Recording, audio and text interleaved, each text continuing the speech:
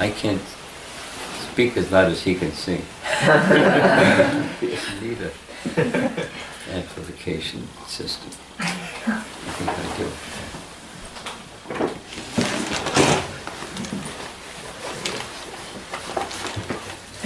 I've never seen a microphone like that before. Your arrangement? Is a friend. Huh? A friend from the Harmony Collective, Ozo. Is it the latest in technology? A microphone? Like 40 years ago, maybe. Huh? Maybe like 40 years ago. It's an old, huh? Yeah.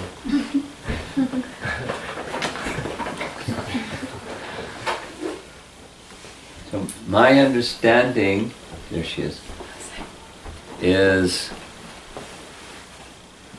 you all, or the Harmony Collective group at least, have been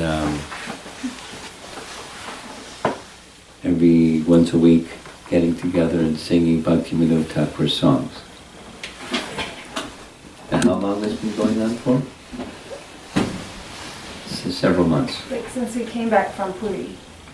Really? Yeah. Wow. That's quite some time. Right? Yeah. Yeah. What triggered things to start that coming back from Puri? Being in Puri? I think partly. Being, because you go to the Bhajan Kutir of Bhaktivinod Thakur? Yeah, really. And that was the inspiration? Part of it. Partly. I think that one of the community members, she had suggested that she would like this to happen in our community. And I think coming back from Puri is when we said, okay, let's do it. It sort of been an idea for a while. See. Okay. Coming back from Puri, we're like, okay, let's finally do it instead yeah. of talking about it. Okay. Right. And which songs of Bhaktivinod Thakur have you been singing? Mainly Gitavali or? Yeah, we started at the beginning of Gitavali and we're like halfway, a little over halfway through it now. Only. Yes. And Sharanagati is next, or you haven't decided? We haven't decided. Do you know anyone else who has done this? I know someone else who has done this. I only know that after reading Yamuna Devi's book, I know that they were doing this, and then one young youth from their group started doing it in Alachua some time ago. So I don't know more details than that. Well, here's a detail more than that. Well, just a small detail.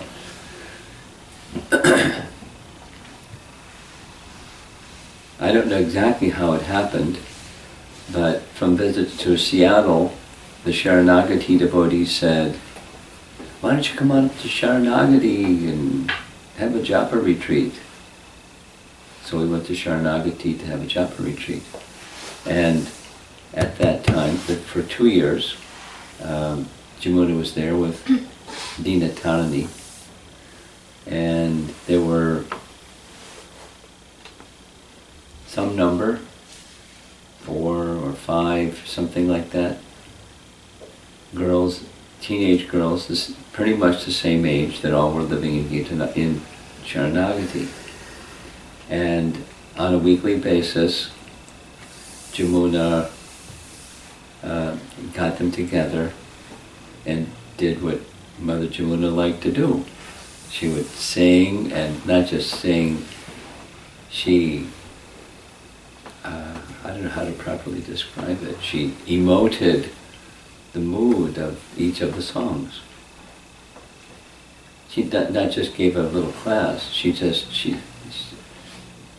an amazing personality. And when you hit the Jamuna button, she just went into this other realm. Maybe she was in the other realm, she just exhibited the other realm or something, but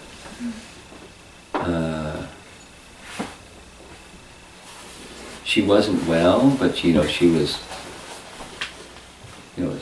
like a soul mama.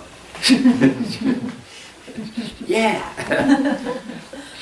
And when it got to the kirtan part, and rocking and wailing, She was just an amazing person. So she explained a little bit that in her association with Prabhupada, that Prabhupada really liked bhajans.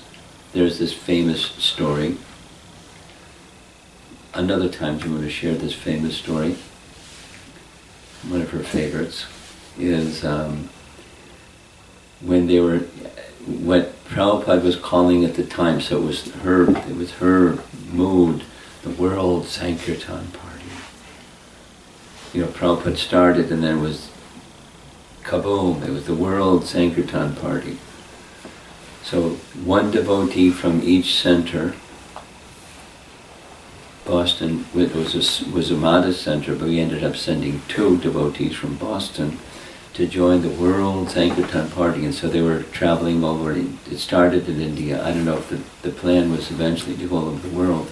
It didn't go beyond India, to my knowledge. But one place they stayed for some number of days, and Jamuna knew that Prabhupada was up very, very early, chanting japa, so it was one of those, the way she described it, kind of like one of those sterile, institutional type of walls that are 3 feet thick and cement and, really boring, kind of a, big hall. So Prabhupada was on the far end, so she she came in very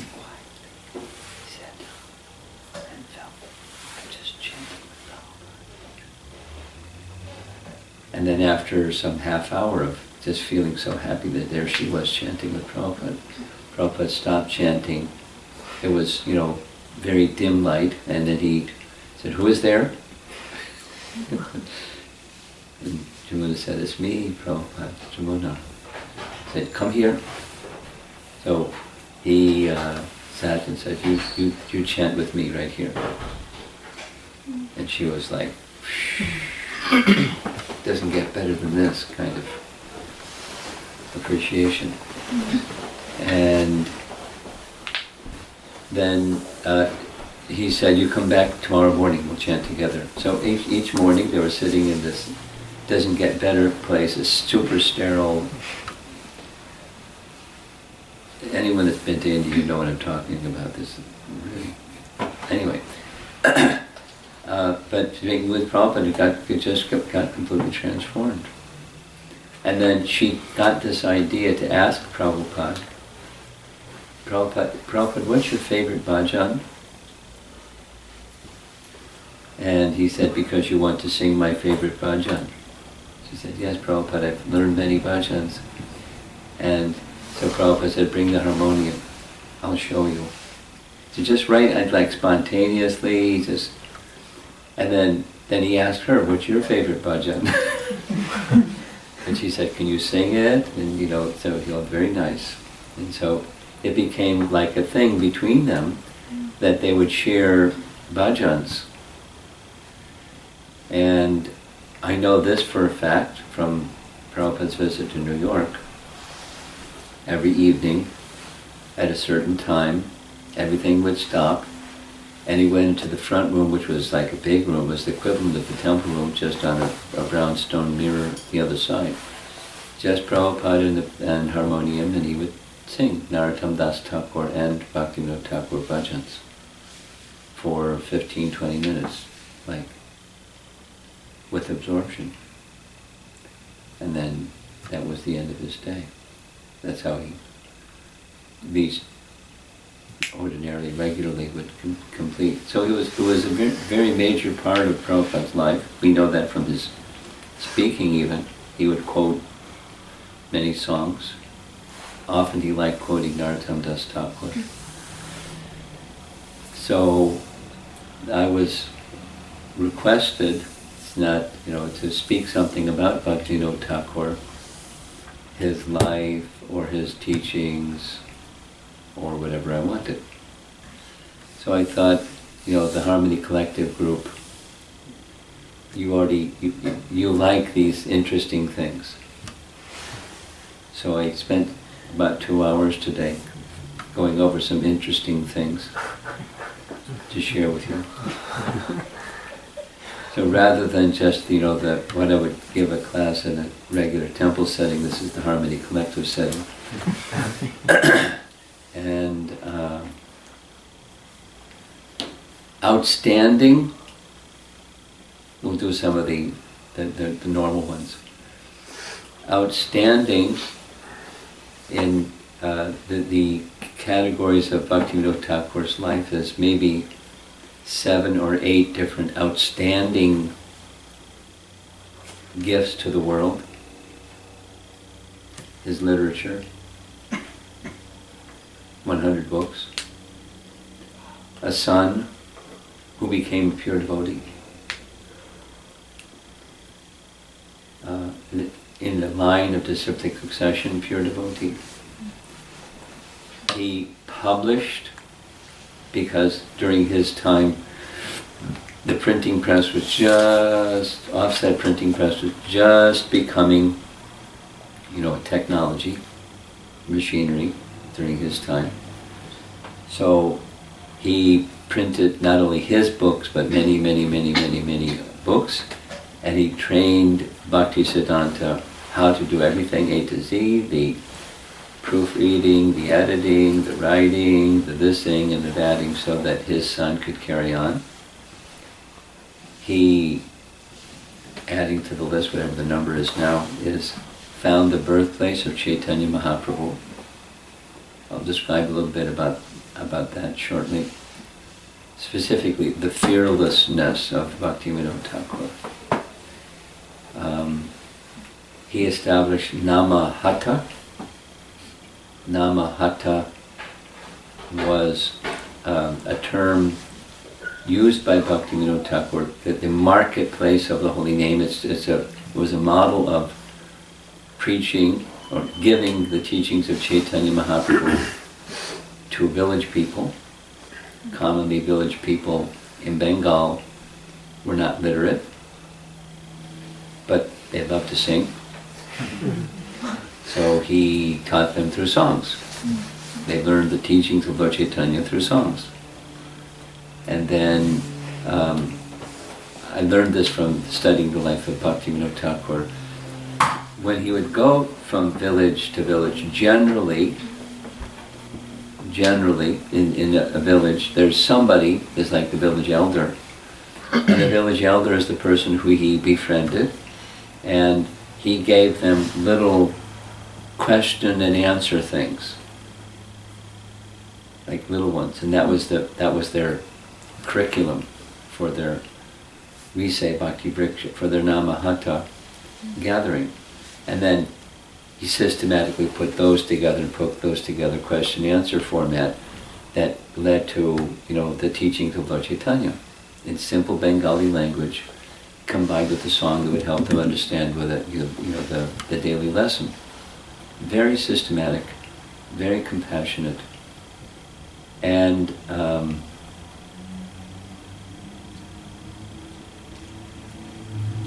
couple more large categories. Yeah, the vision, a big part of, he was a visionary. He saw what no one else could see. That Lord Chaitanya's movement, his words, that his name would be heard at every town and village, and he wanted to see that happened. Be the instrument of Lord Chaitanya's prophecy for that to happen. And so the sending of the book publication, the famous Sri Chaitanya Mahaprabhu, his life and precepts in English, all around the world, at his own expense, and sent it to universities all over the world. Now, the famous one is in McGill University in Toronto, but there was another copy was found at some university in Bangkok. I mean, literally all over the world. The world should be covered. At least the educated people should know who was Lord Chaitanya. That was another of his contributions. And he made predictions. I'm going to read to you some of this, a little bit. He restored the places of pastime of Chaitanya Mahaprabhu in Mayapur. therefore he earned himself the title, the seventh Goswami. Because the six Goswamis, they did these two things, wrote books, and established the places of Krishna's pastimes. Just before coming here, listening to Prabhupada describing this somewhere, I can't remember where he was, but when Lord Chaitanya went to Vrindavan, everything was lost. There was no village even of Vrindavan. Everything was lost. Now the city was established by Lord Chaitanya's followers. He sent them there. I remember where it was. Prabhupada was reading Chaitanya Charitamrita Madhya Lila in 1966, reading the Bengali and explaining. And so it was Lord Chaitanya's visit to Vrindavan. First staying at the house of Tapan Mishra and Chandrasekhar and all of that stuff, and then went to Vrindavan. And Prabhupada was saying there was no Vrindavan. Everything was lost. But the city of Vrindavan became established when Lord Chaitanya then sent Sanatana Goswami. He was with Sanatana Goswami in Benares. And he said, I sent your two brothers, Rupa and Anupam, to go. Anupam didn't make it. But, so there was nothing. And now there's a lot. Now it's a little congested, dirty. But Lord Chaitanya gave that. So it's, and the Goswamis of Vrindavan, they helped fulfill that mission, and Bhaktivinod Thakur fulfilled that mission. So those are like the headline areas, all of which have many, many, many details. So I thought to share just a couple of things about his fearlessness as a personality. I find it very interesting that he, the great acharya that he was, it was not until he was in his early 30s, 33, 34, something like that, that he got his first copy of Srimad Bhagavatam and Chaitanya Charitamrita. He was searching and it just wasn't available. There was no BBT. But a friend of his, a scholarly person, he had a scribe make a copy of his friend's copy, and then within, he read it, he writes, so a lot we know about his life from his letter writing to Lalit Prasad, one of his sons, and it's basically an autobiography of Bhaktivinod Thakur about himself. And he read it and was thrilled, because in that description from his growing up in Bengal, what worship is popular? Chandi. Kali. Durga Puja. Big. And and other Kali and other demigod worship, and he writes, I never found that appealing. And I found more appealing the Christian writings, because it made more sense to me. There's one God. The modality of the worship was something else, but the concept was something that attracted him. But at his time, this will get into some of the fearlessness of him. At his time, the teachings of Lord Chaitanya were degraded. Not only had been lost, they were just bent out of shape. So one of his books describes the 13 Apasampradayas. And we in ISKCON commonly hear the Hajia, that's one of the 13 groups, and there's 12 others. So he wrote a book saying what they are and what they, the names, what they say, why they're wrong. And so Lord Chaitanya's movement was not popular. It was the opposite. It was for degraded people, because they were doing degraded things. And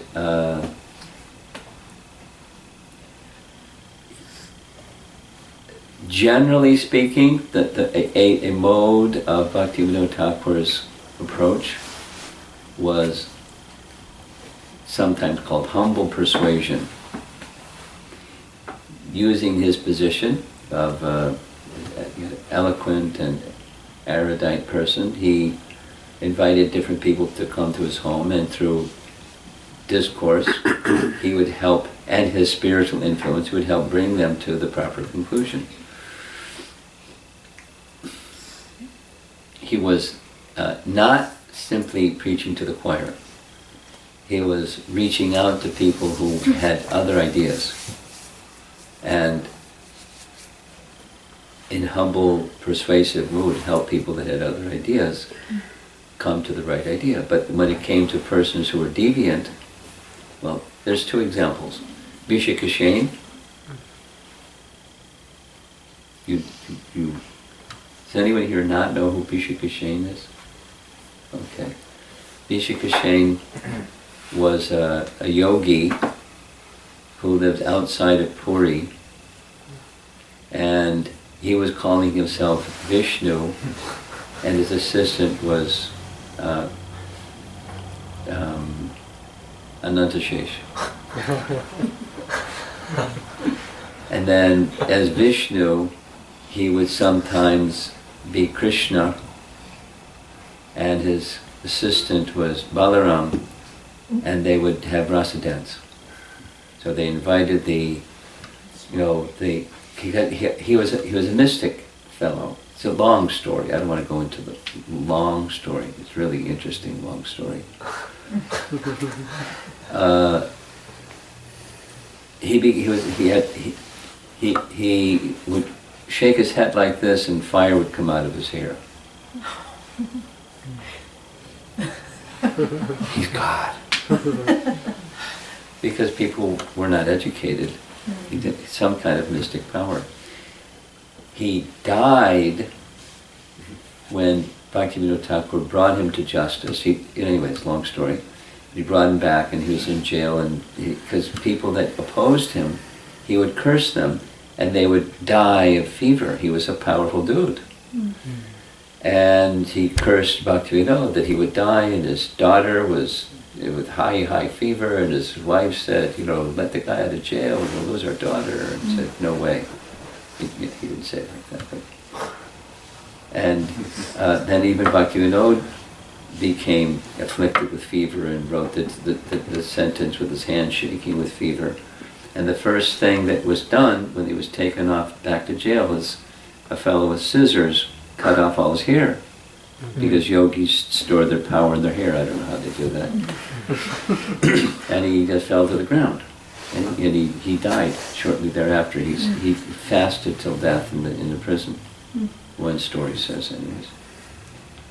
So he would confront people that were cheaters.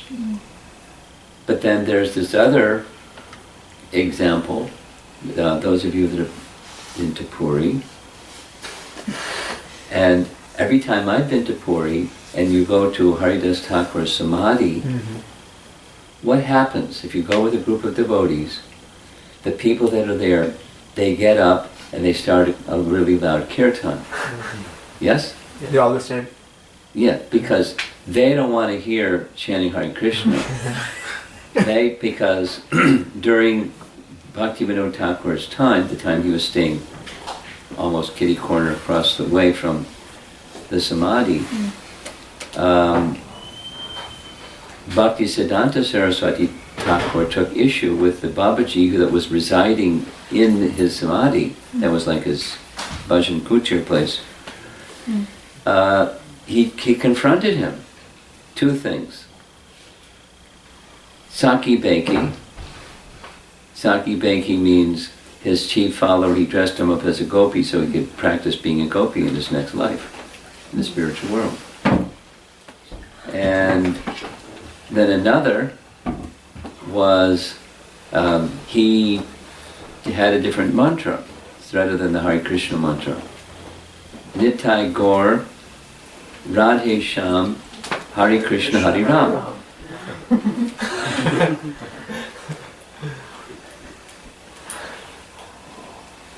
Which is conflicting rasas. I can't explain how it is, don't ask me. But rasa bas. So Bhaktisiddhanta confronted him. You can't do this.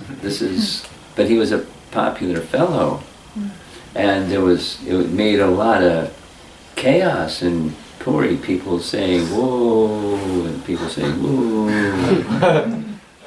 So that's when Bhaktivinod said, I think you should just go to Mayapur and chant Hare Krishna.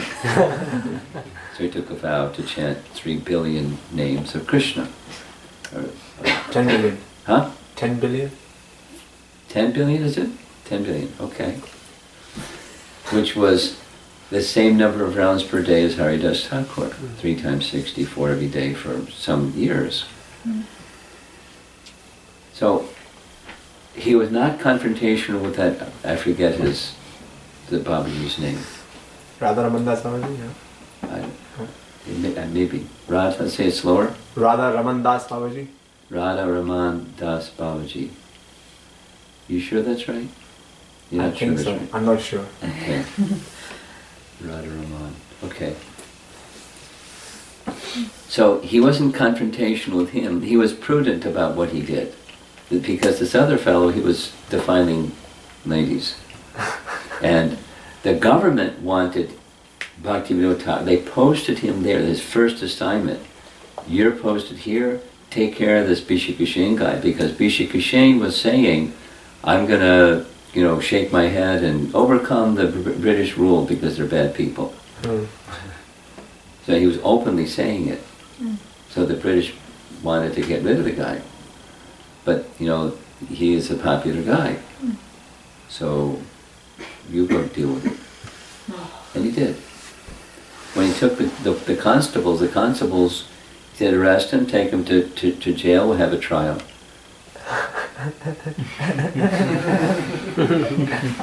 So Bhaktivinod Thakur personally. And then, anyway, there's different versions. This is one of my Leelas, I'll go with you. So, another time he was posted as a magistrate somewhere.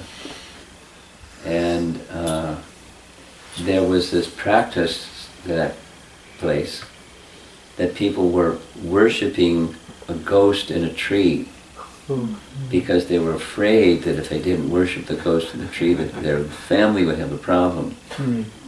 And he saw that they were doing that, so from his own pocket he gave some Brahminical donation to a Brahmin and said, sit under the tree and from morning till night read Srimad Bhagavatam.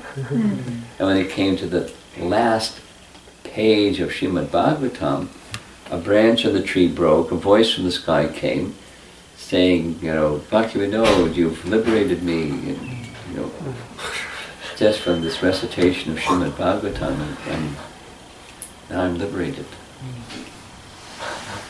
He had fearlessness, and it had acumen, and had faith like not an ordinary person. So here's 2 others.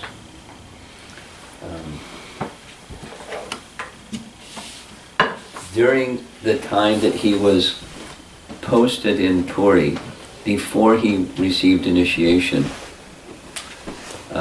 he started an organization that was meant for cultivating Krishna Bhakti.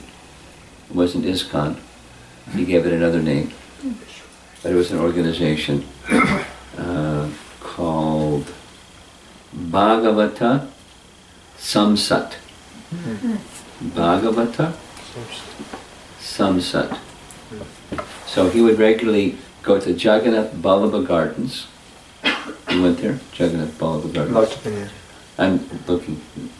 You went to Jagannath Ballabha Gardens? Yeah, we did. Huh? Yes, we did. Yeah. Nice place with a lot of history, and that's where he went for conducting his Srimad Bhagavatam discourse. And because he was a luminary, oh, I wanted to say this. After reading the Bhagavatam once, he had to read it again.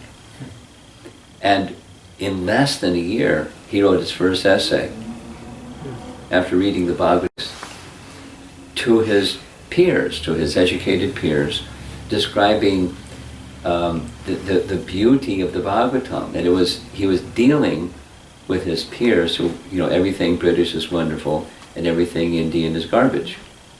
And it's all mythology. And he in very cool language, he addressed their sensibilities in very reasonable, persuasive way. Mm-hmm. It's an amazing essay. Mm. That was within less than a year of getting his Bhagavatam. I don't know anybody here has written an essay after getting your Bhagavatam. He was incredible. So he is giving these Bhagavatam discourses in Jagannath Ballabha Garden, and people would come, and it became, a thing for people to go and hear him. And there was a local Babaji, another very influential person, Vaishnava, Raghunath Das Babaji, that took exception to what he was doing. And so he started speaking badly against him and discouraging people from going to hear his discourses. Just, the stuff that goes on the internet all the time. And so Raghunath Das Babaji became very ill and hit a high fever. It got worse and worse, and Raghunath Das Babaji had a dream where Lord Jagannath appeared in his dream and said, "You're in this condition because of your offense to a great devotee of mine. Go to find the lotus feet of Bhaktivinod and beg for your forgiveness, otherwise you will soon die." Lord Jagannath in his dream. So I went and found Bhaktivinod and fell at his feet and said, "I've been saying bad things about you, and Lord Jagannath told me I was making Vaishnava aparad, so will you please forgive me?" And then he explained why he did like that. He said, because you're speaking the Bhagavatam, but you don't wear Tulsi neck beads, and you don't wear Vaishnava tilak. So how you can speak the Bhagavatam? You're not even a Vaishnava. So Bhaktivinod said, what is the fault? Jagannath has not yet sent me my Diksha Guru. And the Diksha Guru, this is the stricture that was being followed during Bhaktivinod Thakur's time. You don't wear neck beads or wear tilak until you receive Diksha, or at the time of Diksha. Those are 2 of the 5 Pancha Samskars that you receive from Guru. So where's the fault? And then he Bhaktivinod proceeded to prescribe medicine, went and personally administered the medicine to help him become well. In the end, he respected Bhaktivinod Thakur as a great Vaishnava, and Bhaktivinod Thakur, in his Lalit Prasad autobiography letter, said he accepted him as a Siddhadeya, perfected soul. And he became his follower. So everything ended up nice. Another fearless position of Bhaktivinod Thakur was the king. The king of Puri had privileges, and he was misusing his privileges. During that time, 80,000 rupees was worth a lot more than 80,000 rupees today. But this is the detail that Bhaktivinod Thakur came to know, that 80,000 rupees of the treasury of Jagannath was missing. The king was embezzling the money of the deity. So he spoke to the king and said, I've come to understand this is what you have done. So for the 80,000 rupees worth of, you cover the expense of all the offerings every day, 52 times a day, offerings to Lord Jagannath. And the king's treasury got depleted. And so he decided, I'm going to get him. Not the get back mentality. That's a big mistake. Even for anything, to speak of Bhaktivinod. But already Bhaktivinod was respected spiritually. He was magistrate. Magistrate, Prabhupada explained, is next thing to the governor. You know, the governor is the British guy, and the next powerful person in the whole country is the magistrate. You know, like he means not just he oversees the court, but he has power. So the magistrate sat on the board of the Jagannath Puri temple. He's like the chairman of the board of the Jagannath Puri. That's how he knew what was going on with the money. And so, because he was so popular and so prominent, if I have him bumped off, I'll be in trouble.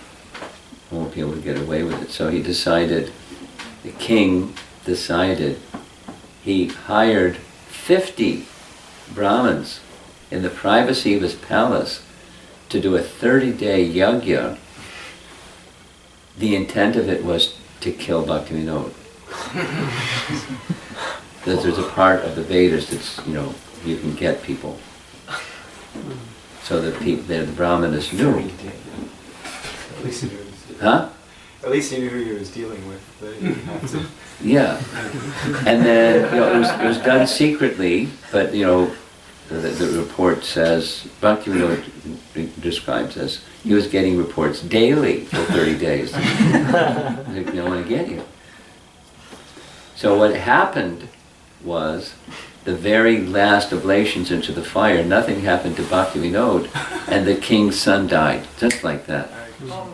Because that's what happens with yajnas that are, you know, when they're in, it's like the fiery demon that was, it comes back. So,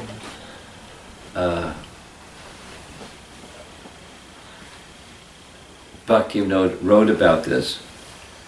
The king and other persons connected with the temple used to commit many illegal acts. I would go there to prevent all such things, and thus I made enemies of the king and the king's men. Because I was helped by Lord Jagannath, no one was able to harm me in any way. And that's basically what he said to his wife when she said, you know, let Bishikashin out of jail. We'll lose our daughter. He said, let Jagannath take all of our children. This man is a bad person. We can't be intimidated by a bad person. Fearless. Not foolish, but fearless. And another fearless act, like really amazing, is when he was living in Navadvip, he had, being the luminary that he was, he had access to all kinds of things. In addition to scripture, he had access to data that's part of the government. And so he very carefully studied everything about, you know, the scriptures described that the place of Chaitanya Mahaprabhu's birth was on the eastern side. Yes, the eastern side of Ganga. But he studied old maps and found that the Ganga shifted. After Lord Chaitanya's disappearance, the Ganga shifted so that what was Navadvip was underground. And so a new Navadvip was formed on the western side. And then, because the people over there now, the place that's considered the birthplace of Chaitanya Mahaprabhu, that's their livelihood.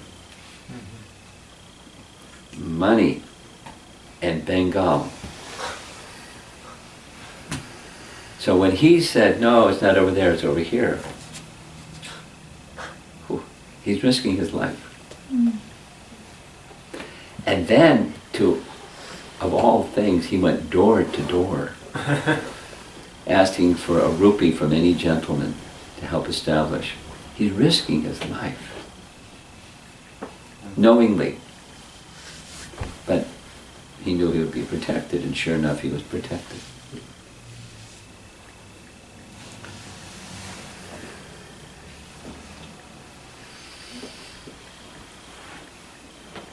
Lord Chaitanya chose him to do that. So now one of the instructions that he gave to his son, Bhaktisiddhanta Saraswati Thakur, one of many, was to establish the places of Lord Chaitanya, further establish the places of Lord Chaitanya's pastimes, and each year conduct parikrama, Navadvip Mandal parikrama, following the instructions that he had written in his book, that when Lord Nityananda took Jiva Goswami to the places of Lord Chaitanya's pastimes, place by place by place, just follow that.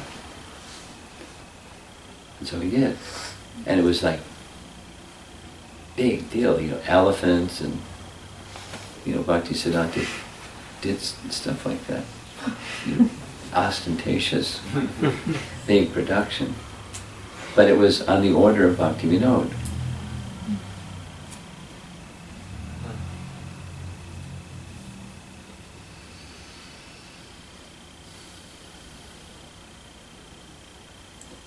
So just a few other things about the life and the teachings of Bhaktivinod. He is appreciated in many ways by his teachings, that he was creative. The term that's used by Bhaktisiddhanta's contemporary, there's orthodoxy and unconventional. So he was an unconventional type of personality. I mean, so was Bhaktisiddhanta in many ways, but Bhaktivinod Thakur was very creative, as was our Srila Prabhupada. And he wasn't just interested in preaching to the choir. He wasn't just interested in persons that were the followers. He was continually considering different. And the range of those different audiences ranged from the Sanskrit scholars. He wrote books in Sanskrit. In Bengali, Jaiva Dharma is a famous example. He wrote about it in this first article on Srimad Bhagavatam, saying because at the time Western literature was good and Indian literature was mythology, he said the most prominent of the Western literatures is simply retelling of stories that are from Scripture. And that's what he did in Jaiva Dharma. He just retold Nectar Devotion and Nectar of Instruction in the story. And people liked it, because there was a couple of young guys from Calcutta, and they wanted him to go on a vacation, and they went out they heard, hey, let's go see that place, and then they met the people. They met the Mahasaya, and then they're asking questions, answers, and then they go through the whole thing. And then it came back to, Mom and Dad want us to get married, and we're not sure we want to get married. Asking the social questions in the question answer topic. The answer is given right in Jaiva Dharma. Well, so it's contemporary, so it's like, hey, this is interesting. It's not like Harry Potter where it's just completely fabrication. But she did a lot of homework on stuff. I don't know the details, but details and details and details. Besides, she's a good writer. But Bhaktivinod Thakur knew how to bring his audience by a modern story that's just a retelling of the scriptural message. the Iliad and the Odyssey and the other classic literatures of Europe. It's A Paradise Lost and Paradise Regained by John Milton, a big guy during their time. It's just the biblical stories being retold. So he used the same methodology. He understood it. And then when he had the Bhagavatam and Chaitanya Charitamrita and the writings of the Goswamis, he just translated them, wrote commentaries on them for different audiences. And then, amazing. So, during his time, or shortly after his time, was Bhaktisiddhanta's time. And there was this, one of the 13 Sampradaya groups are the Ativadis. One of the 13. And little history about the Ativadis. It goes back even to a contemporary of Chaitanya Mahaprabhu, but it kind of recycles, you know how history repeats itself. It recycled itself in the following way. During this fellow named Rupa Kaviraj. So Narottam Das Thakur is in the line of disciplic succession. We know, along with Bhaktivinod Thakur's bhajans, Narottam. Somebody was asking the other day, but they're not here. Now it's the question about Kam, Krodh, Lobh, Moha, Mada, Matsarja, how can you use those in Krishna service? The question was about Matsarja, how you can use that in Krishna service. That was an Narottam Das Thakur from Prema Chandrika something. Prema Bhakti Chandrika. Prema Bhakti Chandrika. Very good, thank you. Thank you. So, Narottam Das Thakur had a disciple, had met a number of disciples, but one of his disciples was Ganga Narayan. Ganga Narayan Chakravarti. And Ganga Narayan Chakravarti had a disciple named Krishna Charana. He was an adopted son, but became his disciple. And Krishna Charana had a disciple named Radharaman Chakravarti, different than the fellow with him. And Vishwanath Chakravarti Thakur was his disciple. So Rupa Kaviraj also accepted initiation from Krishna Charana. Just gives you an idea. So around the 1700s. Excuse me, 1600s, 17th century. So Chaitanya Mahaprabhu appeared towards when Christopher Columbus was finding out the world wasn't flat. Around that time is when Chaitanya Mahaprabhu appeared, so late 1400s. In the early 1600s, this is the several generations after Lord Chaitanya, Narottam Das Thakur, Krishna, Ganga Narayan, Krishna Charana. So Rupa Kaviraj became his initiated disciple. 100 plus years after Lord Chaitanya. And he studied under Krishna Charana, who had learned from Ganga Narayan, who had learned from Narottam. So it's like he became very quickly spiritually empowered. Had scholarship, but it was that good association made him, not just scholarship. And then it was recommended by Krishna Charana to go reside in Vrindavan. So he went to Vrindavan under instruction to do so, and he made a friendship with Mukunda Das. Now, he's not so well known by ISKCON devotees, but Mukunda Das was a contemporary with Raghunath Das Goswami, and they were both very closely associated with Krishna Das Kaviraj. Krishna Das Kaviraj would regularly give teachings, and Mukunda Das was one of his principal associates. And so Mukunda Das instructed or gave Srimad Bhagavatam teachings to Rupa Kaviraj, and Rupa Kaviraj became a luminary. And people were really happy to hear him speak, and he started getting a little puffed up. It happens. So one day, a large assembly to hear Rupa Kaviraj give Bhagavatam class in somewhere in Radhakund.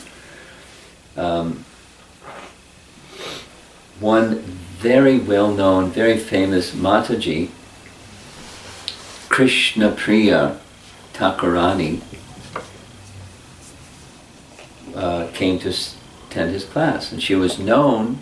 She was given this Thakurani because she was learned, and she was constantly chanting, literally constantly chanting. So she's sitting in his class, softly chanting. And he stopped his class and took exception. How can you do two things at once? How can you hear and chant? She said, oh, my tongue just chants anyways. It doesn't distract me at all from hearing. I'm hearing perfectly well. He stopped. Became like a little temper tantrum. And the narration goes, from that point he fell down because he offended her.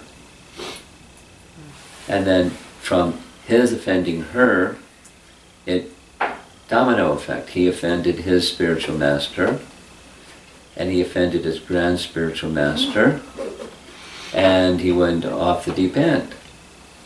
And he started writing manuscripts that he said were authored by Rupa Goswami, and making up different messages.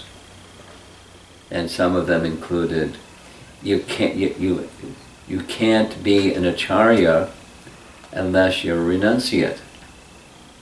Now that's not anything Srinivasacharya. And it's not even during the contemporaries of Lord Chaitanya's time, what to speak of Vyasadeva and everybody else. So he then this Saki Banki thing, and because you have to be followers of the gopis, so they don't observe Ekadasi, they don't worship Shalagram Shila, so he trashed a whole bunch of things and started his own little thing. Who was that? Rupa Kaviraj was his name. And so the daughter of Srinivasacharya, Hemalata Thakurani, confronted him, ripped off his neck beads, and told him, you're out of it. You're out of here. You're not Vaishnava.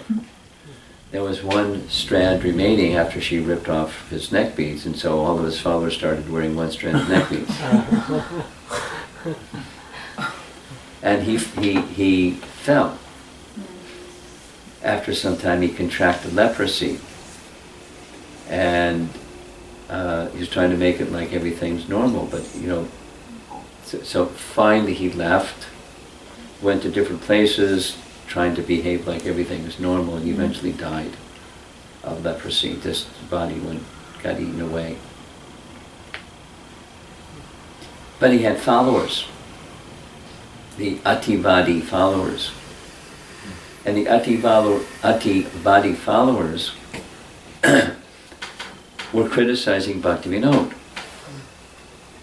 because you can't be an acharya if you're a grahastha. It's one of the no-nos. And, he had his way of dealing, and Bhaktisiddhanta had his way of dealing. And Bhaktisiddhanta wrote an open letter naming names. He was also fearless. In the transcription, the names are redacted, but the letter is very explicit. And in this explicit letter, Bhaktisiddhanta said that Bhaktivinod Thakur instructed him how to deal with these people. So it's not always like smooth, even if you're Bhaktivinod Thakur or Bhaktisiddhanta. There's sometimes, challenges. Right? So especially you're trying to establish truth in an atmosphere that's toxic. This was a toxic atmosphere. And, Bhaktivinod Thakur didn't confront the Ativadis that I know of anyway, other than writing this, 13 Upasampradaya books, saying this is the name, this is their teaching and their practices, and why is the deviation from Lord Chaitanya? Like anatomy class of disease. And then, here's, in detail, here's the proper way of understanding Lord Chaitanya, his life and his precepts. Thoroughly. So, light dispels darkness, best of all. And he was a bearer of light. So, during his time, even the Ativadis and other of the Sampradaya folks, apparently, from what I've understood from reading, Bhaktisiddhanta's writings in particular, and others, they misunderstood. They took his name and gave their own twist, like people would do with Krishna's Bhagavad Gita, and give their own twist. So, this is something about his life and teachings. He was known by the followers, proper followers, that his words were from the transcendental realm. He saw things that others couldn't see. He understood things that others couldn't understand. He made predictions that have come true. And one of his, one of his predictions was the day will come, this is when, Navadvip was in Mayapur area was a jungle. Literally. Tigers and, jungle. Agricultural fields and jungle. The day will come where the Vaishnavas will come from all parts of the world naming, and they'll sing with their arms raised, Jai Sachinandana, Jai Sachinandana. Like, this guy's, what drug is he taking? He's hallucinating something. But he was a visionary. He saw, and it's come true. And one of the things he specifically said, the chanting of the Hare Krishna Maha Mantra, this is to fire up you devotees that like to go and encourage people to chant Hare Krishna. The day will come when the whole world will unite under this one banner of the Maha Mantra. No, we got a long way to go. But it's a prediction. Now you have Lord Chaitanya's prediction was that his name will be heard in every town and village. Bhaktivinod Thakur's prediction or vision, the Maha Mantra will be the uniting force. It's so much desired uniting force for spirituality. Got a long way to go. The terrorists are out there doing their thing, and everybody else is out there doing their thing. But we have to do our thing with faith in Lord Chaitanya. Not like, we're going to fix the world's problems. Just be instruments of the descending mercy. That's our assignment. And let the unexpected, impossible happen.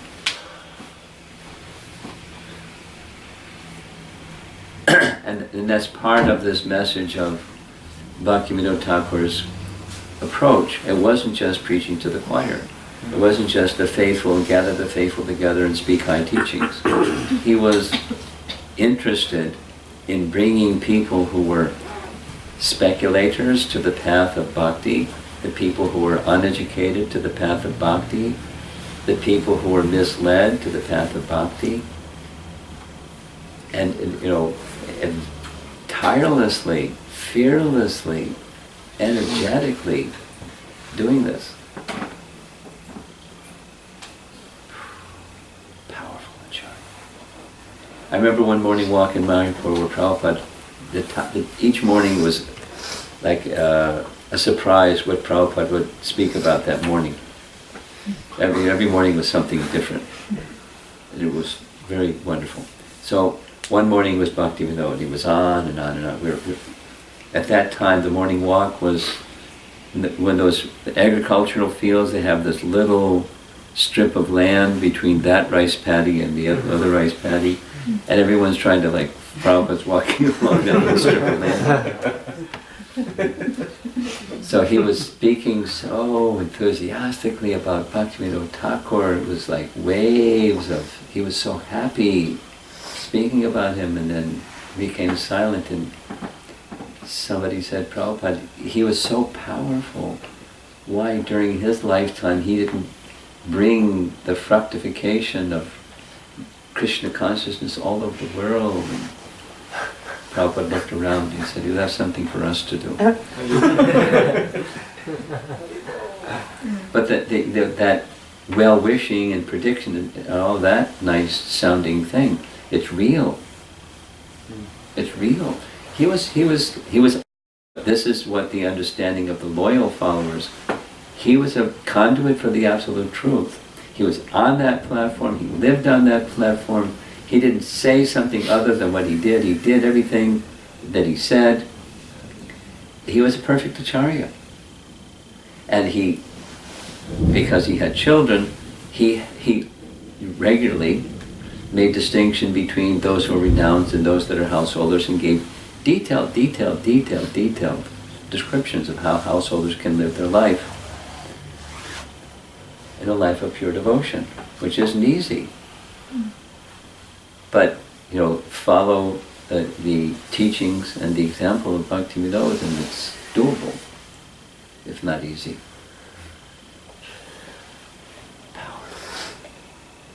And one of the mediums of his gift is through his songs, which our ISKCON founder Acharya loved very much, along with Narottam Das Thakur's songs. And it was a way of expressing all kinds of things, but higher devotional sentiments and teachings. Very deep. Yes? How many of you are taking part in this Bhaktivinod Thakur bhajan? Like 1, 2, handful, 5, 6. Okay.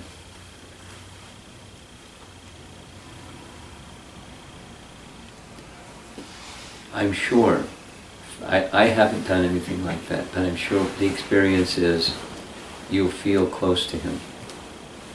You feel his presence through his songs. I mean, it may take a while just to get your radar set up so you can feel his presence, but we feel his presence.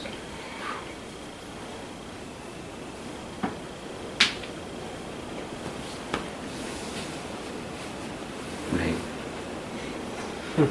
Any discussion? Yeah. Thank you, Maharaj. That was really wonderful and inspiring. I It was was wondering if you could share when exactly it was that Bhaktivinod Thakur became a Vaishnava, as we would describe it. Well, I forget his birth date, but it was in his mid-30s. And before that, he was studying all the world's religions in a very. He was studying as the scholars of his time did. He studied European literature and religion, but European literature was the thing.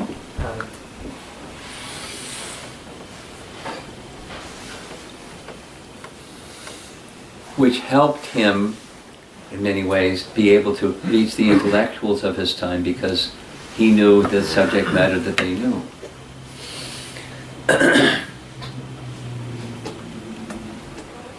And then a follow-up to that, his Diksha versus Shiksha Guru relationship, and how we put emphasis on his Shiksha Guru relationship rather than his Diksha Guru. Well, we do, at the same time, I'll say, thank you for bringing that up. Thank you for addressing it. His heart was with Jagannath Das Babaji because of his spiritual qualification. Bhaktisiddhanta speaks of our line being a shiksha line. That was his contribution or emphasis. At the same time, he never...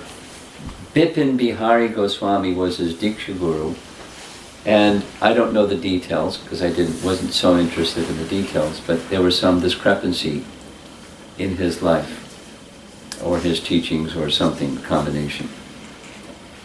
That didn't deter Bhaktivinod Thakur from offering his respect to him.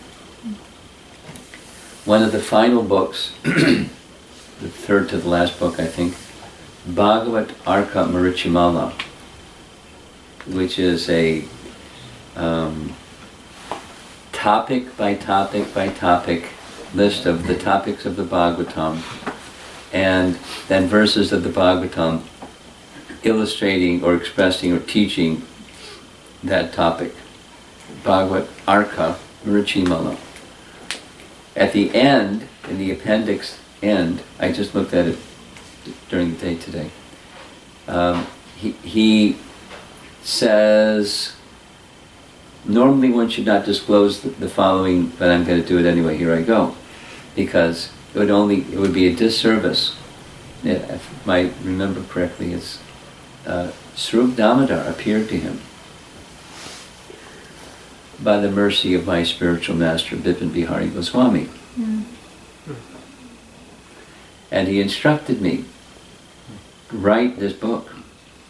And he gave me a special mercy. He gave a detailed explanation of 111 Bhagavatam, which is at the beginning of this book. So normally one should not disclose things like this, but I felt obliged to give credit where credit is due. He didn't use that language, but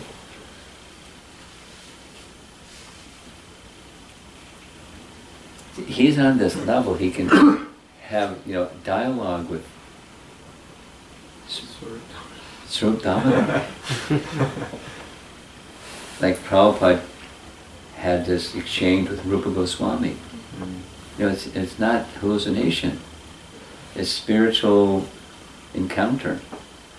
And he's offering his respect to Bipin Bihari Goswami. So here's another little Bhaktisiddhanta story. One time, this is in Bhaktisiddhanta's biography, the two, the father and son, Bhaktivinod and Bhaktisiddhanta, went to pay their respects to Bipin Bihari Goswami. And when coming before Bipin Bihari Goswami, Bhaktivinod Thakur offered his obeisances to his spiritual master. And then something happened and he had to leave the room, and Bhaktisiddhanta got on his case.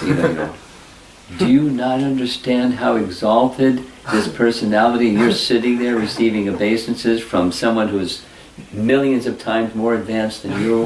What kind of a beast are you? I don't know what words he used, but what kind of fool are you? Have you no understanding of how fortunate you are to have such a qualified person? And then Bhaktivinod came back and was silent, and later he said to Bhaktivinod, your son, he's a little argumentative.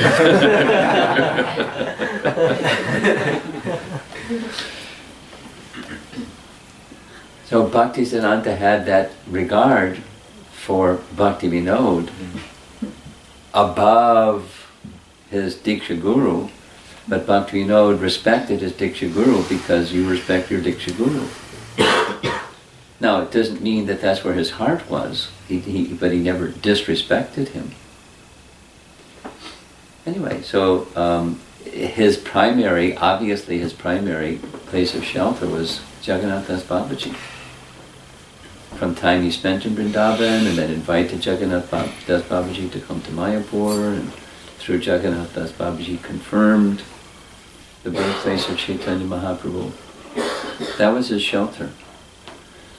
But it was, so formality was there, and spiritual connection was more important than the formality. But it doesn't mean disregard the formality. Like over here is Jagannath Das Babaji, and over here is Bhaktivinod Thakur with 10 children and magistrate and all this worldly thing. And over there is Gorkishore Das Babaji, who is renunciation personified. And in the middle is Bhaktivinod Thakur. And Gorkishore went to hear Bhaktivinod Thakur. The renunciation personified went to hear from a grahasta. There are formalities to be observed. We don't reject them, neglect them, trash them. But the formality is not the essence. The essence is the transcendental connection with the personality of Godhead, Krishna. You want to say something on that topic? No, Maharaj, thank you. That's a wonderful answer.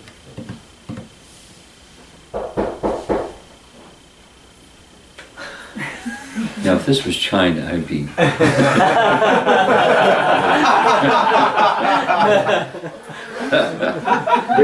Ipsy's a little more dangerous, Maharaj. So. Did anyone accidentally text 911? Cops are here. The police are out there? Yeah. Hi. Someone called the cops. Baba. Someone called the I'm cops. just asking. It was our Babaji over the corner. You have something? I do, yeah. Just one quick clarification. So in the Vedas, they have the ways to get back at people or get at people. Yes.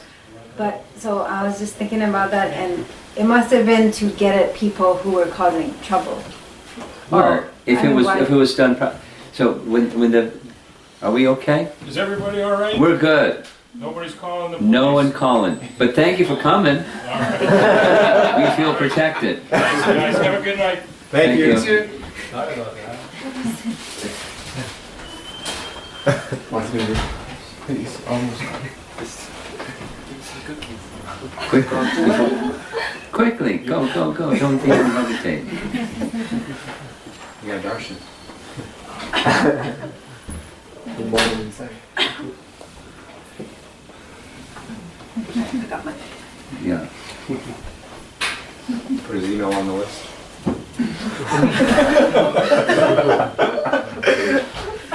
I forgot your question. The one about in the Vedas, there's the get back. Okay. Like, wow. So when the Vedas were divided into 4, Atharva, Rig, Sama, Yajur, and Atharva. The section of the get back is in the Atharva Veda, just like the Brahman that cursed Maharaj Parikshit is from the Atharva Veda, it's stringy. And when the father of Vishwarup created a yagya in order to create a demon that would kill. So that's from the Atharva Veda. So they're mystic, black magic type of things that are in the Vedas, and when they're properly used, it has a higher purpose, but they can easily be improperly used. So the proper use is like Vena, and then the improper use is all these other things. The Kali Yuga is the improper use. When I was reading this by Bhaktivinod Thakur's an attempt, and it worked, except that Bhaktivinod Thakur was protected by Jagannath, so the son died. Because if it's released, this negative energy is released, it has to go somewhere. So the proper use, first of all, qualified Brahmins is another thing, but to whatever degree people have, connected to, it's not just witchcraft, but the Vedic mantras, Vedic rituals that are for destroying an enemy, there's the higher purpose to it. Now, like Vishwamitra, he could have done one of those, but he didn't do one of those. He came to get wrong. But there is procedure for such purposes.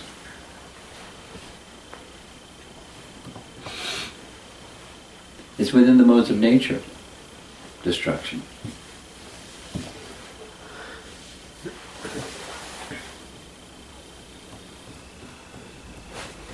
Yeah. Maharaj, I was thinking that in the time of Srila Bhaktivinod Thakur, there were many opinions on the teachings of Lord Chaitanya. Oh, too many.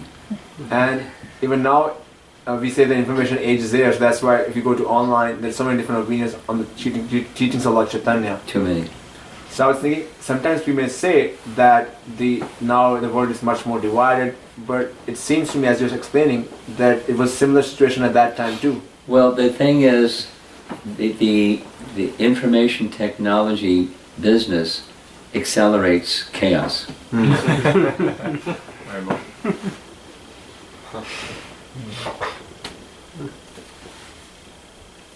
The virus goes global.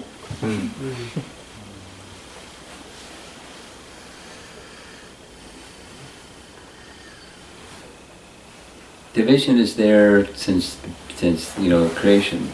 There's modes of nature and divisions amongst people.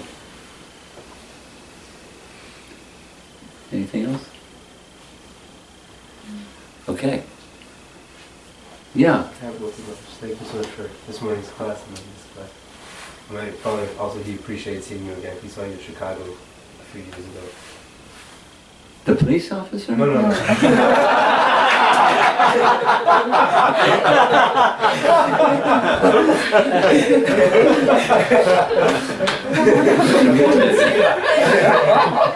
So Maharaj saw you 2 years ago too? Huh? They saw you 2 years ago also? The man sitting in the older man sitting. Ah, that fellow. Okay. Okay. But he lives 2 hours away, so he kind of head back. Okay. But I had a question as far as you mentioned earlier today. You were talking actually about music. I'm a musician. What was the point of studying music and studying piano and studying orchestration? And it's to get closer to Krishna. And I was really touched by what you said, that we should learn these things by someone who's in the mood of actually worshiping Krishna. Yeah. Vidura asking Maitreya, Yes. after he already knew what had happened, he wanted to hear coming from someone with devotion. Yeah. So, asking Udala. So in this way, Maitreya. Maitreya? Maitreya. Yeah. That's Maitreya. So, is there anywhere in the Bhagavatama and in some literature, I think actually maybe Bhaktivinod Thakur is a really good example of someone who, through music, expresses or creates a greater connection with Krishna.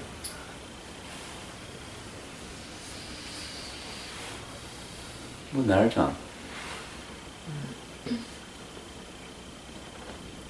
That's like for me, that's some because Prabhupada expressed that so many times. That was the medium. Prema Bhakti Chandrika, he wrote books, but what he's renowned for is singing. And a certain style, etc., etc. But very powerful. And through the medium of what people in general could relate to, more than way up there, is just the music and the style of the music, and it moves the heart. Science is saying the ear, and through sound, it moves the heart more than any other thing. So music is a big deal. And if there's someone understands that and can connect the dots, connect Krishna Bhakti with music, and connect the hearts of people with Krishna Bhakti music, people don't know what's going on. Something happens through sound. And it doesn't have to be, the sound itself stands alone. It doesn't have to be super knowledgeable raga acharya person in music. It's helpful because it helps. It's there for that reason. It's there for that reason. But even if one doesn't know, what to speak of, if one goes deeper and deeper and deeper, and then the bhakti purpose becomes more prominent rather than musicality becoming prominent.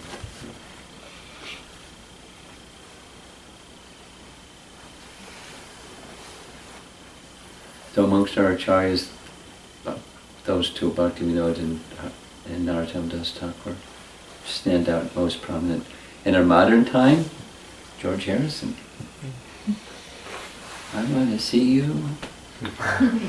Really direct. I want to know you.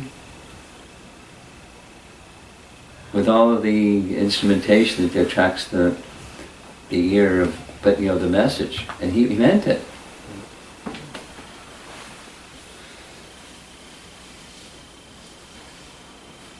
In Kunming, you've heard of that place? It's in China.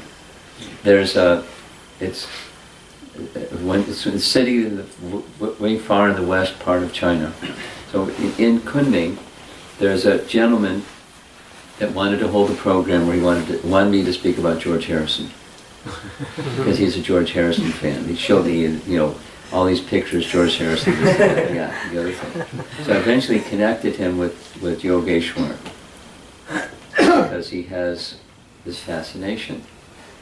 And it has a translator for his work. So he owns an art studio, he owns something. Wealthy man, 3 bookstores and 2, art exhibit places. And we had our program in one of them, and just wanted to talk about George Harrison. He touched a lot of people.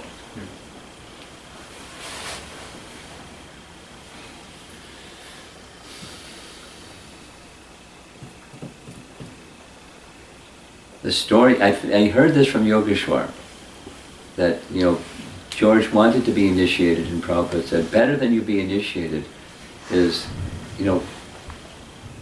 I don't know if I'm repeating it, verbatim, but you just sing for Krishna and you influence people to become Krishna bhaktas, and that's a greater service for you.